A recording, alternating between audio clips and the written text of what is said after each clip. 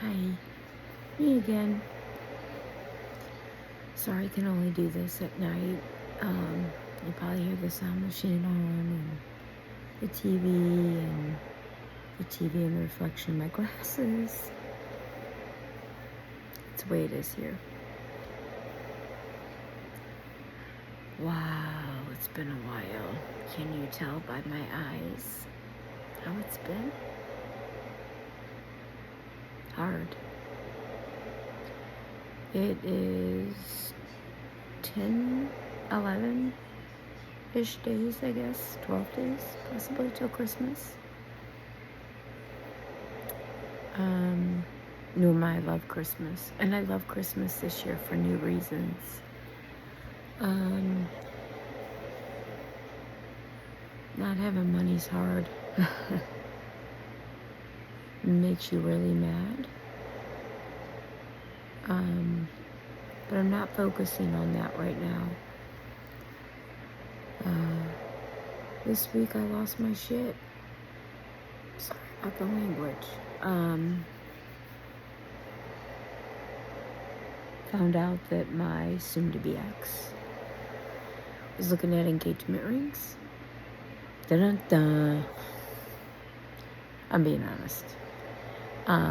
He says he's not. He first told my son-in-law that he was looking at jewelry for our daughter for her birthday. He didn't know that we get all the text and the pictures, and it was engagement rings. He doesn't have any money, he told me, because he has to pay our daughter that he's living with. It might be the exact amount of money that one of those rings cost.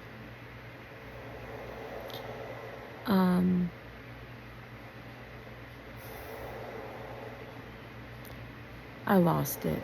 I'll be honest. I lost it. I'm not mad that he bought the ring. I could care less. I don't want him. I don't want to say I'm over him because he's all I've known.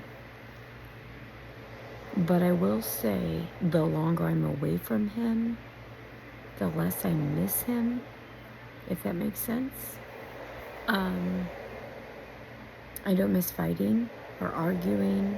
I don't miss being his maid or his caregiver or his cook, his dishwasher, his everything.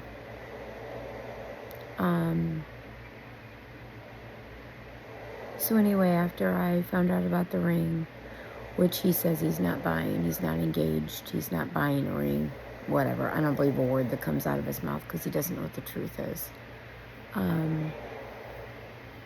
I lost it. I cried.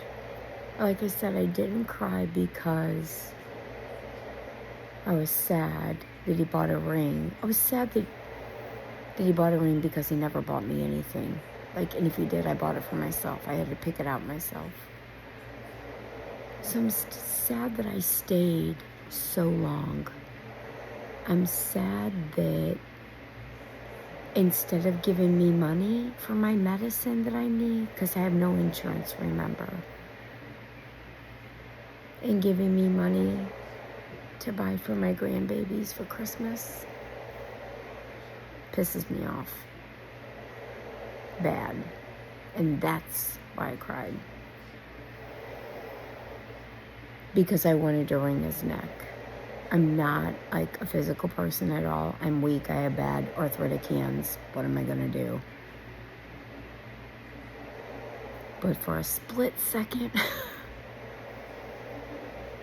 if I could get away with it, I would have drove my daughter's van right to his front door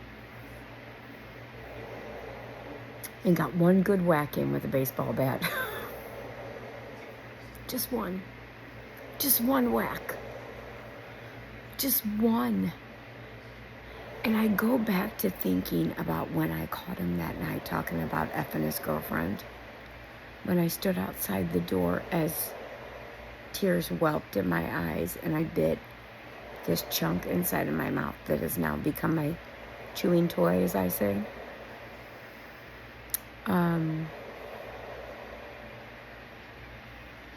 Something came over me at that time, and I think is when I saw his black eyes, it scared me.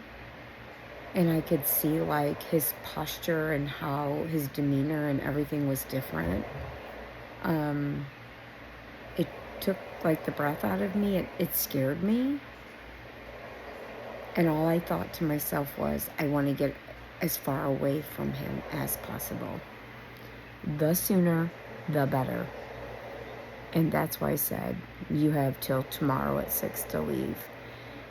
Now, if I could go back, would I say it? Would I do it different?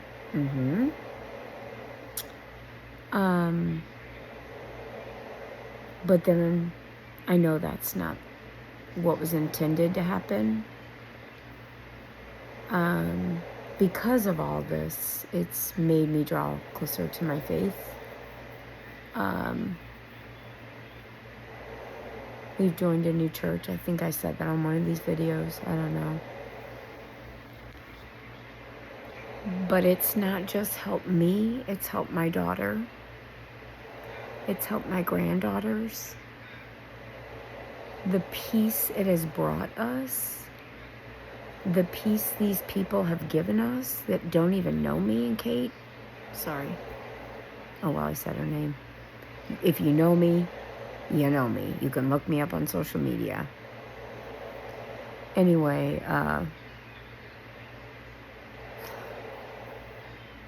the peace this church has given me and Kate is incredible.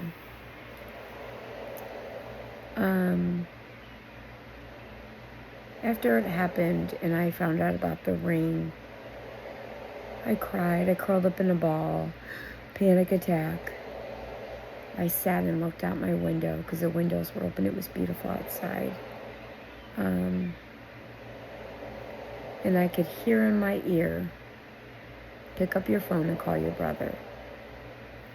And I kept saying, I'm not calling him because I was kind of hysterical. I was hysterical. But not just that. I didn't want to burden my brother with this. He works. He has grandkids. He has a 19-year-old. She'll be 19 soon. He's got a wife that's got a very stressful job. She's amazing. They're both amazing. My brother has an amazing job. They're very active at church. My brother has a big role in a new, he has a role in their play that they do every Christmas. He's a big role. I didn't want to call him because I didn't want to burden him.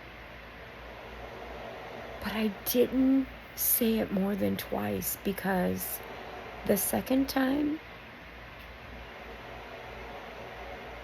it was louder. Was call your brother. Like that. The first time it was like, call your brother. Come on, call your brother. And I was like, no, I'm not going to call him. And then it was like, call your brother. Like, not so nice. So I asked my daughter, who wouldn't leave me alone for even 3 seconds because she was afraid that I guess I would go ballistic and maybe run out the door. I don't know. She called him for me. And I said to him, hey. And that's all I got out. I cried. I sobbed. And he said, Carrie Lynn, I'm right here. I'm right here. And God is right here with us. All you have to do is tell him you need him. Thank him for what he's done for you. Follow him. And you'll be rewarded. He said a lot of other stuff too. Some brother stuff. He begged me to come, which was so sweet. I said no, I need to be with the kids right now, and it's almost Christmas, and he's like, please, I'll get your ticket, whatever you need, please, just let me help. And I said, you did just help. You did. I called you and you talked to me and you pulled me off the edge. By the time I was done talking to him, which was 10 minutes, we talked, he prayed, I was calm. The next night we went to church. I talked to my pastor, who said, right now, I'm not what you need. And I have a feeling you're kind of holding a little resentment towards men, as you should. You shouldn't have a husband of 32 years do something like this to you, especially with everything you've been through and as sick as you are. I'm going to surround you with really strong women that have a great, strong faith.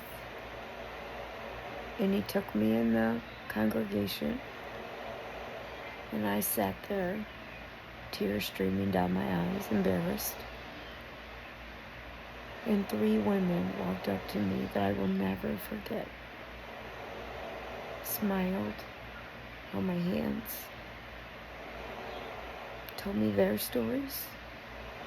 Same thing, very close, very similar. They went one by one praying over me. Each prayer got better. The third lady said, I need to tell you something. As she started praying, she put her hand on my knee. I was sitting kind of with my legs a little away from her, kind of in the fetal position, but sitting in a chair, but still really just struggling. She put her hand on my knee and said, I need to say honey to you. And I need to put my hand like this. She patted my knee. And I need to say honey.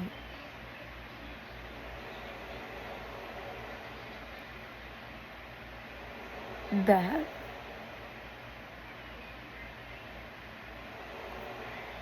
brought me more peace than anything. Because that was from my dad. Not that God isn't powerful and almighty, but I had been begging my dad for a sign. I needed him. Because, see, he was my everything. I've never been close to my mom. Not that I don't love my mom, but her and I just, I don't know. My dad was my everything.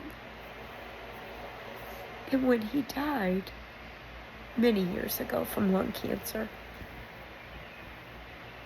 I felt so alone. For a year after he died, I could barely get out of bed. And one day my sister came over and she's like, Carrie, this is enough. You gotta do something. So finally I did go and get help. But I've never been the same since my dad left. I always said there was like a hole in my heart. And I think if you have a close relationship with anybody and they pass, you know that feeling. But my dad was my person. My dad could look at me a certain way, and we could meet eyes. And he knew what I was thinking before I even had to say it. And I remember Chris, my soon-to-be ex, saying to me after my dad died, when we were cleaning out his house, that he would be there for me now, that he would hold me. And I remember him hugging me and knowing I would never feel safe again. because the person I always felt safe with is gone. And now, knowing everything I know about Chris, I know why I never felt safe, because I never was safe.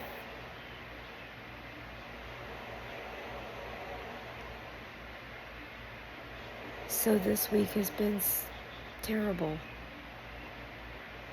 But then something really good happened today. I don't have any insurance. I already said that. And I'm out of a lot of medicines. And I don't want to burden. I've asked Chris multiple times for money. And he said today, I don't know why you're demanding money from me. You kicked me out. You're lucky I'm giving you what I'm giving you. Knowing I'm sick and I need my medicine. So Kate said, Mom, call. It doesn't cost anything to call and see how much it'll be. It's like a cash to pay cash. And I said, I know it's going to be very expensive. Very expensive. So I called. And I asked about one of the first medicine. And the guy goes, oh, that's going to be $300 and such dollars. And I was like, whoa. I can't get that. Not right now. And I'm telling myself this, don't you cry, don't you cry, don't you cry. And the guy said, but you don't have to pay that. I just ran it through your insurance and your insurance works. And I thought, it does? And I said, really? And he said, yeah. I ran it. It's approved. And I said, which I probably shouldn't have, but I did. Well, it was supposed to be up a couple weeks ago. And he said, well, they haven't done it. They haven't taken it away. They're still giving you benefits. And I thought, wow. You talk about a blessing. I said, can I fill all my medicines that I need to get filled?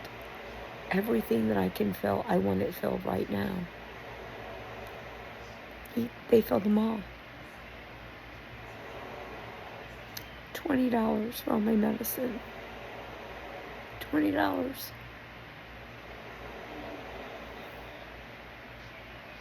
Because all week, I've done nothing but pray and seek God's word all week, since my husband left. But really praying and drawing close to him this week because I needed it so bad. Wow, I'm sorry this is a really long video, Anyway, I wanted to share that. My best friend, my sister, said it's a Christmas miracle. So as much as I'm hurting, not buying for my daughter, my son-in-law, my grandkids, that is more meaningful than any gift I could ever get. Knowing that God blessed me like that. Knowing that He knew I needed my medicine. And He blessed me. And that my ex, who's mean and evil, didn't win. God did. Good always wins over evil. Always. I've known it my whole life. I've watched other people win. Envious. No more. God's the one that gave me the strength to kick him out. Immediately. Because He knew if I didn't, I would feel guilty. And I let him stay. I'm so proud of you, Carrie. I'm so proud of you.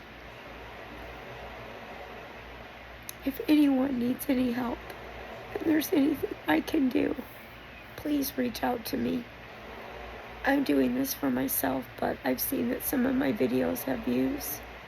If I can help you in any way, even if it's just praying with you or over you or for you, or anything that I can do, I'm happy to do it. I'm doing this for me, for my healing. But if this can help somebody else, it's even better. It's even better than just healing me. So, it's Thursday, so I'm going to try to come back Sunday and try to do another update, because I have kind of forgot the last week or two. I've been not feeling all that great, and, considering everything. Anyway, keep at it, Carrie. Don't lose faith, and know that what you're doing was the right thing. No matter what he says to you, no matter what he says, you did the right thing. Bye.